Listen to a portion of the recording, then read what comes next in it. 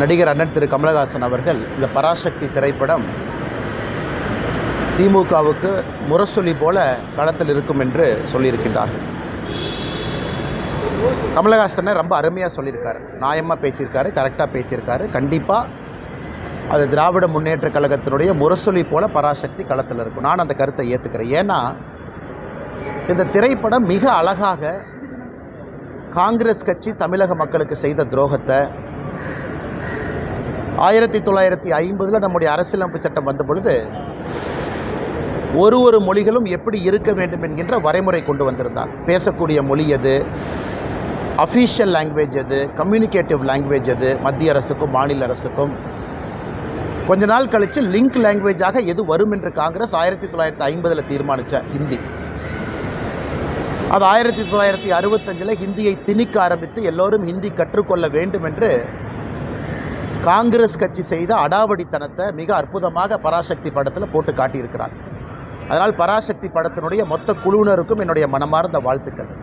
அக்கா சுதா கொங்கரா அவர்களுக்கு, அருமை சகோதரர் சிவகார்த்திகேயன் அவர்களுக்கு என்னுடைய வாழ்த்துக்கள். தமிழக மக்களுக்கு மறுபடியும் ஒரு முறை இத்தனை ஆண்டுகள் கழித்து காங்கிரஸ் செய்த துரோகத்தை படம் பிடித்து காட்டியதற்கு. இதில் ஆச்சரியம் என்னென்னா திமுக காரன் கொண்டாடிக்கிட்டு இருக்கிறான். அதான் அதில் சந்தோஷமாக இருக்கிறேன்.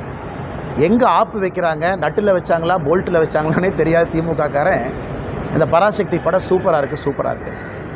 காங்கிரஸ் கட்சி எப்படி மக்கள் 2008 2009 இலங்கையில் இனப்படுகொலைக்கு பிறகு மேலேயே வராமல் துரத்துனாங்களோ, காங்கிரஸோடு யாரெல்லாம் கூட்டணி வைக்கின்றார்களோ 2026 சட்டமன்ற தேர்தலில் பராசக்தி படம் திமுகவினுடைய முரசொலியாக அவர்களை அதே வீழ்த்தும். அதனால தான் பேர் தீ பரவட்டம்னு அவங்களே வச்சுக்கிட்டாங்க. தீ வச்சிங்கன்னா முதல்ல வீட்டை தானே பிடிக்கும்.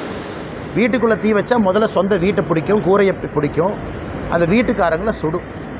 அதனால் இந்த பராசக்தி படம் முதல்ல திமுக என்கின்ற வீட்டை சுடட்டும். காங்கிரஸோடு கூட்டணியில் யாரெல்லாம் இருக்கிறாங்களோ உங்கள் கூரையில் தீ பரவட்டும். அதனால் தீ பரவட்டும் நல்லா வச்சுருக்கிறாங்க. நான் இதுக்கு இன்னும் ஒரு வாரத்தில் நம்முடைய முதலமைச்சர் அந்த படத்தை பார்த்துட்டு ரிவ்யூ போடுறக்காக வெயிட் பண்ணிருக்கேன். நம்முடைய முதலமைச்சர் அவர்கள் வழக்கம் போல் படத்தை பார்ப்பாங்க, கூட 4 பேர் உட்காந்துருப்பாங்க, கட்டி பிடிப்பார், முத்தம் கொடுப்பார். இதை பார்த்து கண் கலங்கிட்டேன், நெகிழ்ச்சி அடைஞ்சிட்டுன்னு சொல்லுவார். அந்த காட்சிக்காக பார்த்துக்கிட்டு இருக்கேன்.